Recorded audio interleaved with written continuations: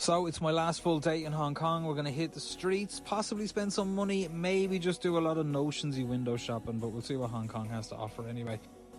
The gas thing is, it's probably cheaper to wrap the tram than it is to buy a full mastermind outfit. Donald Duck looking well, hanging out there in the window, if you fancy stuffing them in your gob. Get a few evil spirits swept away there. Perfect thing for Monday after a heavy weekend. Chinese lads mad for the bamboo scaffolding. Stronger than steel, apparently. 2025 is the year of the snake in China. It's always the year of the snake in Ireland. Rats and snakes everywhere. Apple with the cool flip on the logo. This girl was selling iPhone cases on the street, so I stopped off and needed a new screen protector. She didn't even use a tool to line it up. Just took it out of the packet, smashed it straight on the screen, rubbed it on. Job's a good one. Absolute mad skills. Right, first store, we're hitting my old arch nemesis to my bank account. I spent so much money on Bape in the noughties, Jesus. But of course it fell off. Look at that sofa. I'd love that in my gaff now. Shark hoodies used to be worth a fortune, 10 a penny now. Get them handy enough. These two fleeces were kind of cool though. They were reversible. Pink one was kind of speaking to me. So around the side from Bape in the same building is the IT store. Now IT actually own Bape. It's this huge conglomerate that own loads of brands, or the main distributor in China for them. And like, we are talking serious level of fashion names here. We're talking Rick Owens, we're talking Comme des Garçons, Fear of God, Mainline and Essentials. You got Adidas, the aforementioned Bape, you got Neighborhood, loads of other Japanese labels as well. It is a serious store, but it's kind of sad to see as well the way they all put them together. It kind of kills independent retailers and cool little boutiques. It's kind of a catch-all, you know. If you have a load of money, you can just rock in here and you will have none of it leaving, because there's loads of whopper stuff. But they had a savage sale on as well, which you'll see in a sec. Fear of God, 50% off. Mainline, Jerry Lorenzo absolutely snapping, so he is. Them t-shirts are about 300 quid still. There's a bomber jacket here though. Look at that. That was speaking to me.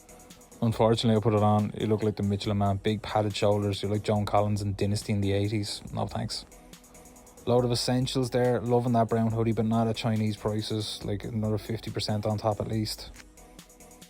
The hilarious thing about this gaff is it's called Basement, despite being on the first floor. It's one of those kind of supreme reseller shops. Loads of like accessories and stickers and the likes. But they had the cool little music making bits there from a couple of seasons ago. Costly though. Loads of cause toys as well. Fortune. Up next, we are heading to Stussy across the road. Now, Stussy in China is mad money. There was a bottle opener that I really wanted. It's 50 quid on the Irish site, and it is 120 quid in China.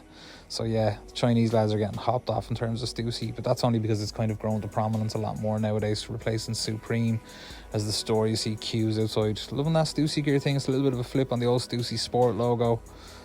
Just all the usual bits and pieces as well. Something very cool. You'll see a garden coming up here on the right hand side. There's something very cool in that I'm going to show you.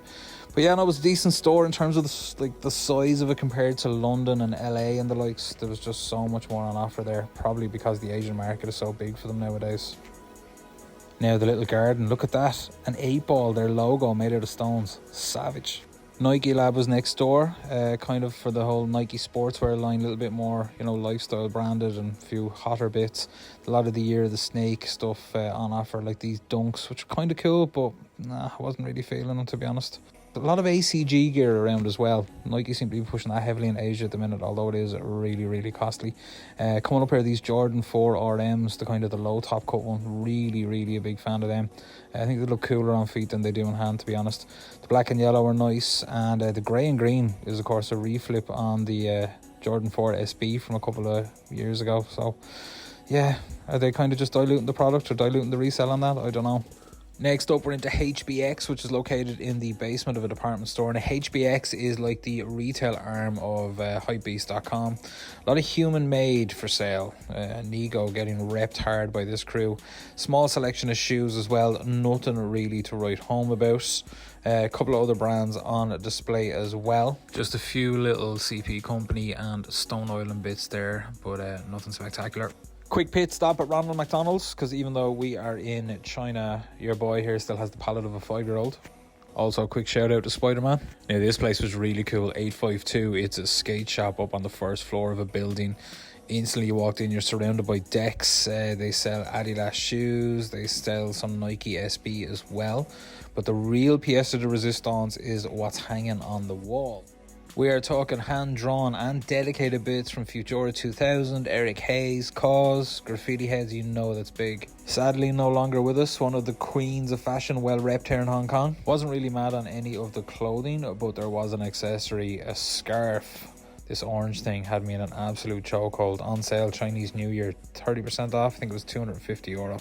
Upstairs you even had the Vivienne Westwood Cafe where you could have a specially curated afternoon tea for the equivalent of about €70, I believe. For me, that was all about the cutlery. Would have loved some of them Vivienne Westwood tartan painted plates. Savage. Keeping it moving, Yohji Yamamoto Y3, of course, the Adidas sub-brand. I'd seen a lot of posters they were putting up all over Hong Kong, one of which was the logo on the back of this hoodie, kind of a scribbled out graffiti type thing. It was really cool. There is a pair of shoes that I've had my eye on for quite a while. They had them in store but not in the colour I wanted them, and they had them in black. It's these superstars with a giant gap in the middle of them, which look insane to be honest, but it's 700 quid on sale. It just wasn't happening today, Yohji. Sorry, pal. There was an updated version though, kind of a runner, which kind of looks a little bit more suited to the silhouette with the gap in it. I don't know, I'm not sure. Maybe if we get them on sale over here, the better price will be all over it. Okay, so up next, Adidas Originals flagship in Causeway Bay. Year of the Snake display there. Loads going on, like 4 or 5 different shoes as part of the collection. Clothing as well. You're about to see this traditional Chinese garb mocked up in an Adidas stylee. Kind of a cool flip, kind of looks good, but you are not getting away with that on any main street in Ireland. I'm sorry, pal, I don't care. They had full stock as well of the recent Adidas Special CP company collaboration, which is a rarity because I thought it was sold out everywhere. There's lads in Facebook collectors groups fiending now for those jokes, especially at retail. Parka looks savage. These are some of the shoes. These are the ones that have me in a headlock. These Sambas, I've been putting it off all trip buying them, but of course when I went to buy them, no big sizes. Edison Chen, you'll hear more about him. That's his collab. The back looks cool on that top. Some cool art pieces as well in the store. Moving upstairs, you had the Corn collection. Jonathan Davies and the lads. I was kind of into the tartan track top. It was more of a kind of an overshirt actually. Tried it on. Nah, it wasn't for me. Unless you're in Corn, it ain't working. Dogs are mad swaggy here in Hong Kong, by the way, as well. Everybody's got their dogs swagged out in cool jackets. Next up across the road from Adidas is Juice. That's run by Edison Chen, a famous actor from a few years back in China. He basically runs Kloss, the brand. That's the logo there on the mat. I was in their store in Shanghai, and the one in Shanghai is so cool. I actually walked in and saw these 2 cushions and was like, right, yous are coming with me. Who goes on holiday and buys cushions? Me. Because I'm a dope. Anyway, huge collabs at the moment. He's got one with Adidas for the Chinese New Year. Nice little Street Fighter machine in this corner there. The Adidas collab, he's got this Bape collab as well that's currently available. In the past, he's done yokes with Nike and all as well. If you're in the streetwear, you'll know who Edison Chen is. Seem to have quite a varied list of brands in here. There's his Lacoste collab as well, which was absolutely savage, some of these pieces. Little clot logo in the middle of the alligator there. Coming up a little bit further on, you will see the likes of Needles, of course, who do really expensive tracksuits. Jerry Boys got that Fear of God essentials there available as well. In comparison to the Shanghai store though, this just wasn't it. It was grand, but the one in Shanghai, like from the layout, it was just utterly amazing. Love that store, one of my favourite that I've seen. That's the Causeway Bay end of the island wrap. We're going to head up towards Central now and Landmark Mall. Futura Dunks on Feet, 2024 shoe of the year, you know it. Had to grab one of these Hong Kong specialities as well. Bubble waffle, bit of Oreo in the middle, savage. Louis Vuitton been going ham with the window displays for the Murakami collection, even though it's mostly sold out in stores. My future ex-wife Zendaya looking slick. Tom Holland move over. Now I've been looking for this scarf, right?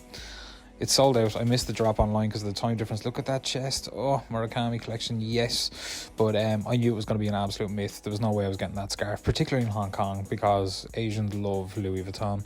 The store is still pretty cool though. See this giant LV in the orb light up display thing. The clothes though, who's wearing that suit? Nobody. The bag's still probably the best thing about the brand. There's some utter wildness as well in terms of like a furry denim jacket. This bad boy, I don't know what Pharrell is on when he was making this. Probably about 10 grand as well. There's his speedy bag made out of real leather. Savage up. Look at the trunk. Oh, I want that for a coffee table.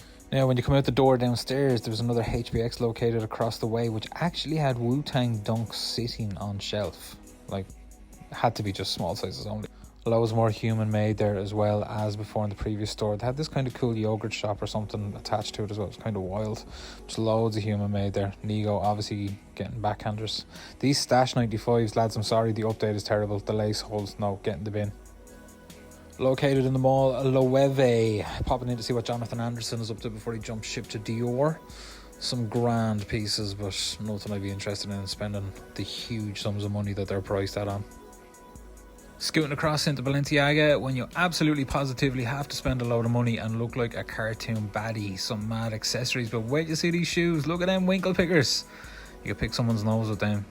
Who is buying them things? Christ. You got the crisp bag purse, 1700 quid if you're looking there. Also new colours of the tape hoodie. I'm still after the green version, can't seem to lay hands on it anywhere, but there's a white one if you want it. A few ripped up black things that are like 1500 quid. Now, despite owning a number of their suitcases, I didn't realise Central C is actually getting the bag figuratively and financially from Remova. You'd love to see it. Mastermind and Bape have their own store full of expensive stuff. Couldn't film in there because staff were following me around. This Dior and Cause collab, the Year of the Snake thing, is incredible. Wait, look at that track jacket. Logo hit on the back, monogram on the sleeve. You got the t-shirts, there was loads of other bits as well, like this sweatshirt, another jacket as well. Across the way, Japanese stalwart neighbourhood, full of all their usual military inspired garb, and this bag I was in love with. Little robot cleaner lad, or else the delivery bot, I haven't a clue. This is Landmark Mall, by the way, efficient. Back out on the streets, traditional Hong Kong tram to greet me, hopped in an Uber then, headed back towards the hotel. Need to do a quick pit stop and refresh and all that goes with it. Breaking out the naked and famous denim kimono with the Goros, linking up with Johnny Brown from Northern Ireland, old head from back in the day. What's up, Johnny, living in Hong Kong? Shout out to him bringing us to this pool hall with a load of tables and a full bar as well. Showing off some of the skills learned down in Nolan's shop and the 147 Club in Wexford back in the day. Go on. After pool was over, hopped in an Uber across to Mongkok for a special mission. First though, this is the notorious Sneaker Street, full of huge brand name stores and also smaller independent ones as well. Had a couple of messages about this place asking were they selling fakes or what. Not to my knowledge, but it does seem a lot of the independent stores are all owned by one owner, therefore prices don't really jump around too much. But you got the big Nike, Adidas, Asics and the likes. Destination reached and package obtained. The Mongkok flagship Adidas. Had to come see if they had those Sambas in my size, and they did. Rounded off the night at a cocktail bar called Terrible Baby. As part of a hotel, they had the lifts shooting up and down behind the bar, which was kind of cool. Just about made the last train home as well to the island, staying in Wan Chai. That was my last full day in Hong Kong. Thanks for joining me.